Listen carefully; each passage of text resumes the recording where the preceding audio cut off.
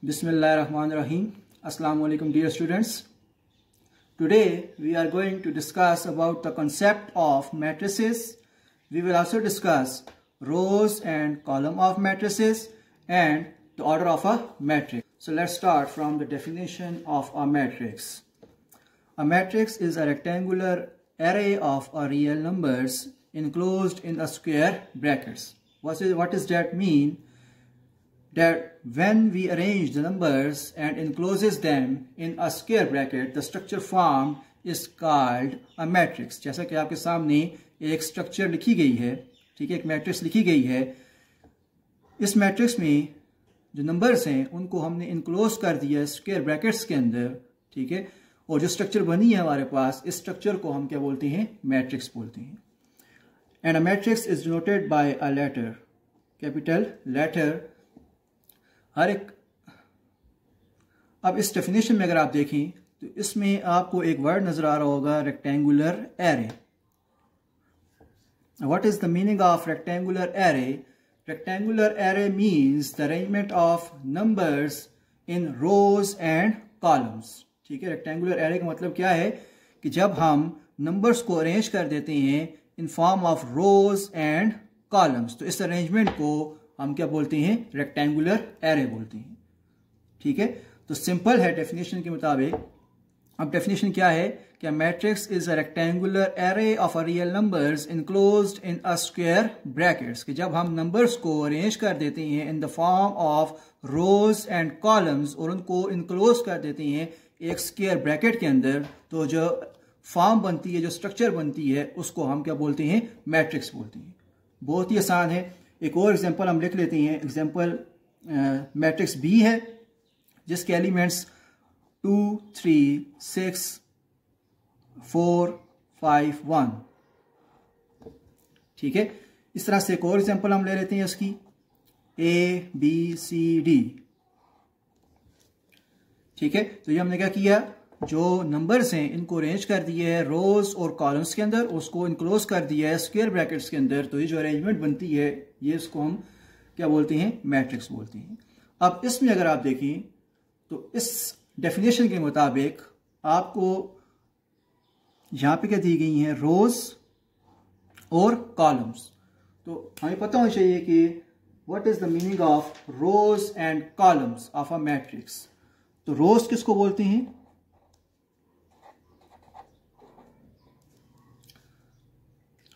रोज बोलते हैं horizontal arrangement of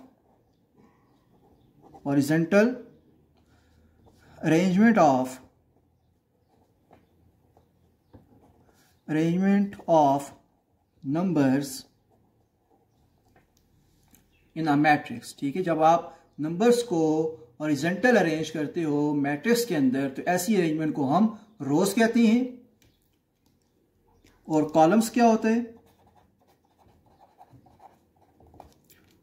columns बोलते हैं वर्टिकली अरेंजमेंट ऑफ नंबर्स को.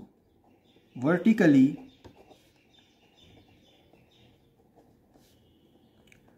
Arrangement of numbers in a matrix. ठीक है, जब आप नंबर्स को वर्टिकली अरेंज करते हो मैट्रिक्स के अंदर, तो ऐसी अरेंजमेंट को हम कॉलम कहते हैं. फॉर एग्जांपल, एक मैट्रिक्स है जिसके एलिमेंट्स है -1, 3, 4, 0, 2, 1. ठीक है, इसमें अगर आप देखें तो जो when we move from left to right in a matrix, left to right in a matrix, इसको हम क्या बोलेंगे? रो बोलेंगे. और इसको हम रिप्रेजेंट करते हैं R1 से. इस तरह से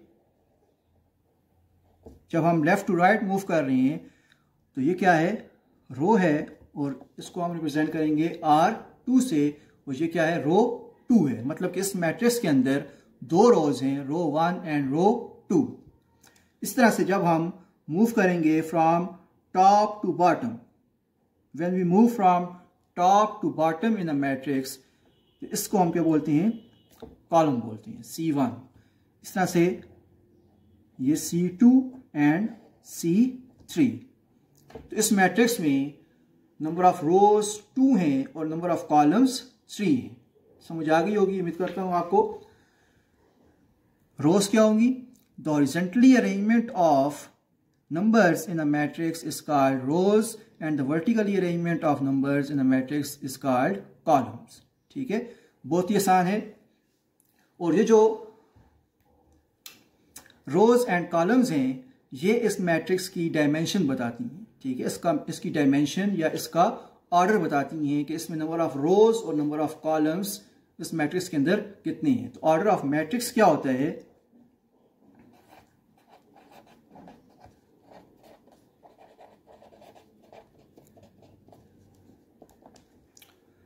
ऑर्डर ऑफ मैट्रिक्स बोलते हैं कि number of rose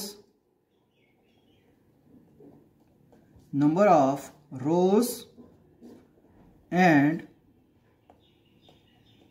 number of columns present in a matrix. ठीक है, कि कितनी नंबर ऑफ रोज और कितनी नंबर ऑफ कॉलम्स उस मैट्रिक्स के अंदर पाई जाती हैं वो उसका ऑर्डर होता है। ठीक है, और ऑर्डर ऑफ मैट्रिक्स को हम जनरली m क्रॉस n से डिनोट करते हैं। ठीक है, अब इसमें m और n क्या है? m रिप्रेजेंट्स नंबर ऑफ रोज,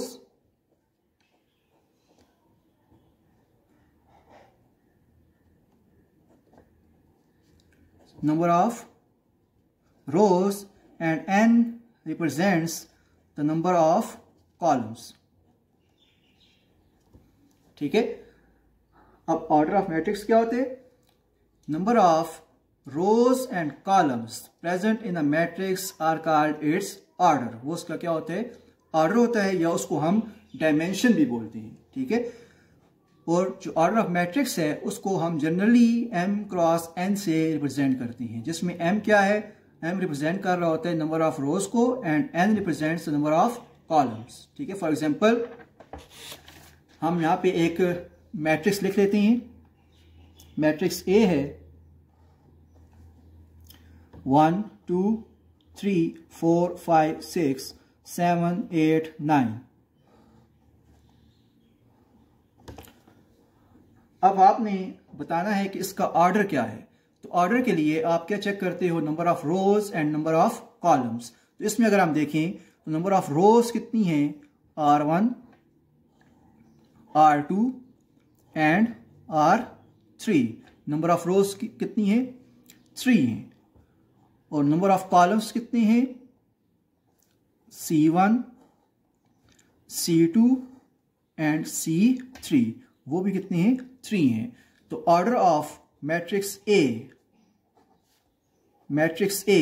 वो क्या होगा? 3 क्रॉस 3, और इसको हम ऐसे भी लिख सकते हैं 3/3। ठीक है, तो वेयर ये जो 3 है, जो फर्स्ट जो इसका नंबर होता है, जो वो किसको रिप्रेजेंट कर रहा होता है? नंबर ऑफ रोज को, और जो सेकंड नंबर है ये रिप्रेजेंट कर रहा होता है नंबर ऑफ कॉलम्स को। ठीक है, हमेशा जब भी आप मैट्रिक्स का ऑर्डर लिख रही हैं तो सबसे पहले नंबर ऑफ रोज आएंगी, उसके बाद नंबर ऑफ कॉलम्स आएंगी। Now we take another example.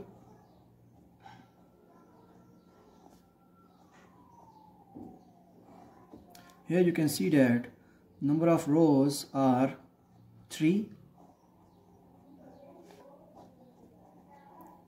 and number of columns are 2. So the order of matrix B is 3 cross 2. ठीक है, number of rows 3 and number of columns 2. So इस तरह से हम किसी मैट्रिक्स का ऑर्डर फाइंड कर सकते हैं। और ऑर्डर ऑफ मैट्रिक्स इंतहाई ज़रूरी है जब हम इसके मैट्रिसेस के ऑपरेशंस पढ़ते हैं, जब वो मैट्रिसेस को हम आपस में ऐड करते हैं, सब्ट्रैक्ट करते हैं या मल्टीप्लिकेशन करते हैं, तो उसके लिए हमें ऑर्डर का पता होना बहुत ज़रूरी है। सो आज का टॉपिक यहाँ पे ख़त्म होता है। आई होप कि आपको यहाँ तक समझ आ गई होगी। अपना ख्याल रखिएगा। खुदा हाफिज़।